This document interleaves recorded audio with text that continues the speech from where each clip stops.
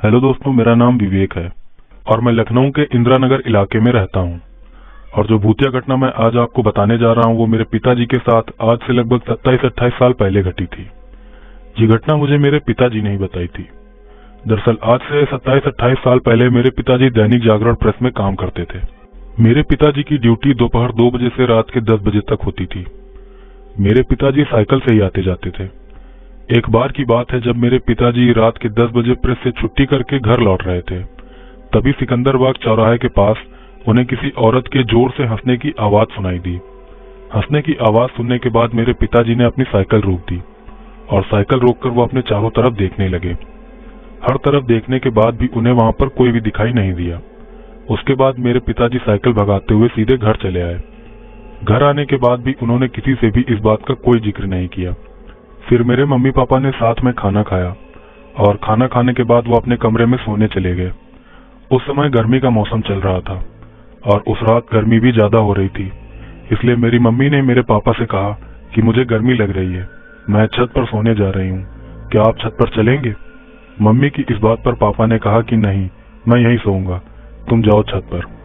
उसके बाद मम्मी छत पर सोने चली गई। उस समय मेरी मम्मी छत पर अकेले ही लेटी थी। फिर लगभग 10-15 मिनट बाद ही मेरी मम्मी वापस नीचे चली आई और मेरे पापा के पास आकर लेट गई। मेरी मम्मी के छत से वापस आने पर मेरे पापा ने उनसे पूछा कि क्या हुआ, तुम वापस नीचे क्यों चली आई, छत पर क्यों नहीं लेटी? पापा की इस बात पर मेरी मम्मी ने कहा कि छत पर उन्हें पायल की आवाज सुनाई दे रही थी। उन्हें ऐसा लग रहा था जैसे कोई पायल पहनी हुई औरत उनके आसपास चल रही हो। वो आवाज सुनकर उन्हें बहुत डर लग रहा था, इसलिए वो नीचे चली आई। मम्मी की इस बात पर पापा ने कहा कि ये सब तुम्हारा वहम है, ऐसा कुछ नहीं होता है। इतना बोलने के बाद मेरे पापा मेरी मम्मी की तरफ पीट करके लेट गए। मेरे पापा अभी लेटे ही थे कि तभी मेरी मम्मी ने जोर से चीख मारी। मम्मी की चीख सुनकर पापा चौंक गए। फिर पापा ने हड़बड़ाते हुए मम्मी से पूछा कि क्या हुआ, क्या हुआ?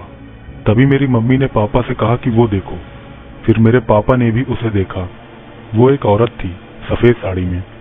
उस औरत के बाल उसके चेहरे के आगे बिखरे हुए थे और सबसे डरावनी बात तो ये कि उस औरत की लंबाई तकरीबन 7-8 फुट थी और वो औरत मेरे मम्मी पापा के बेड से मात्र कुछ फुट की दूरी पर ही खड़ी थी।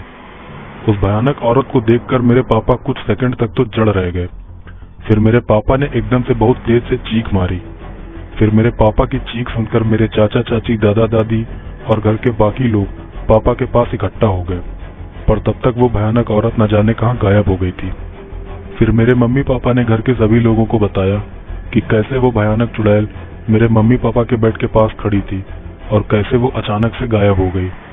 फिर वो पूरी रात मेरे घर वालों ने जागते हुए काटी और अगले दिन सुबह ही मेरे दादा दादी मेरे मम्मी पापा को लेकर एक ओझा के पास गए। फिर मेरे मम्मी पापा ने रात में घटी सारी घटना उस ओझा को बताई। मेरे मम्मी पापा की सारी बात सुनने के बाद उस ओझा ने मेरे पापा से कहा कि कल रात को जब तुम काम से घर लौट रहे थे तो रास्ते में तुम्हें किसी औरत की हंसी सुनाई दी थी। उस ओझा की ये बात सुनकर मेरे पापा चौंक गए, क्योंकि उन्होंने ये बात किसी को भी नहीं बताई थी। मेरे पापा कुछ बोल पाते उससे पहले ही उस ओझा ने कहा कि तुमने जिसकी हंसी सुनी थी वो कोई औरत नहीं बल्कि एक चुड़ैल थी और वो चुड़ैल तुम्हारे साथ साथ तुम्हारे घर तक पहुंच गई। पहले वो चुड़ैल तुम्हारे पीछे पड़ी थी, लेकिन फिर वो चुड़ैल तुम्हारी बीवी के पीछे पड़ गई, क्योंकि तुम्हारी बीवी गर्भवती है और अब ये चुड़ैल तुम्हारे बच्चे को अपने साथ ले जाना चाहती है। उस ओझा की बताई सारी बातें सच थी, क्योंकि उस समय मैं ही अपनी मम्मी के पेट में था। लेकिन ओझा की ये बात सुनकर मेरे घर वाले बहुत डर गए थे कि वो चुड़ैल मुझे अपने साथ ले जाना चाहती है। मेरे घर वालों को डरा हुआ देख उस ओझा ने कहा कि डरने की कोई जरूरत नहीं है, मेरे होते हुए वो चुड़ैल तुम्हारे बच्चे को एक खरोंच भी नहीं मार सकती। उसके बाद उस ओझा ने मेरे मम्मी पापा को एक एक ताबीज दिया और हमारे घर में एक पूजा कराई। उसके बाद से वो भयानक चुड़ैल मेरे घर वालों को कभी नहीं दिखी। ऐसी और भी कहानियां सुनने के लिए मेरे चैनल को जरूर सब्सक्राइब करें और अगर ये वीडियो आपको पसंद आया हो तो इसे लाइक करें और कमेंट में अपनी राय जरूर दें। तो आज के लिए बस इतना ही, मिलते हैं आपसे अगले वीडियो में। तब तक के लिए जय श्री कृष्ण।